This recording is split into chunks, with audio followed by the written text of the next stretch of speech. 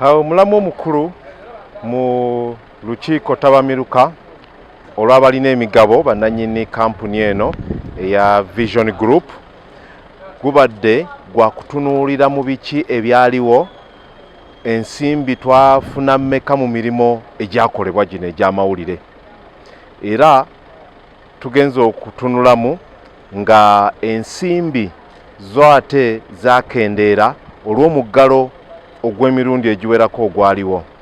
Twesanga nga abaguzi b'amawulire tebaliiwo ne bizinesi ezandiranze nga zikendedde. Ensimbi zaffe ze tukola mu lufuutifuuti revenue ne zikendeera okuva ku buwumbi kumpi 92 okudda ku 91. Amagoba go luli twakola amagoba ga buwumbi 4,000 mu obukadde 900, buwumbi 4 mu obukadde 900.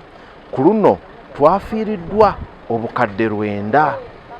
Ekyabadde ekikulu mu mwaka guno kwe kusigazaawo kampuni ereme kugwa, era ekyo twakirwanyeeko ne tulaba nti esigalawo. Kati ebyakoleddwa kwe kusiga ensimbi ezafuniddwa zisobole ate okuzaala mu maaso. Twazisize mu kkuba ebitabo, twazisize mu byuma, era nga kakati tutandise okunogako mu guno omwaka omupya. Kati abannannyini kampuni bayisizza nti tewabaawo kugabana kuba tewabadde magoba. Ekyokubiri bagambye nti nno abadirekita tebongezebwa ensako kuba tewabadde magoba.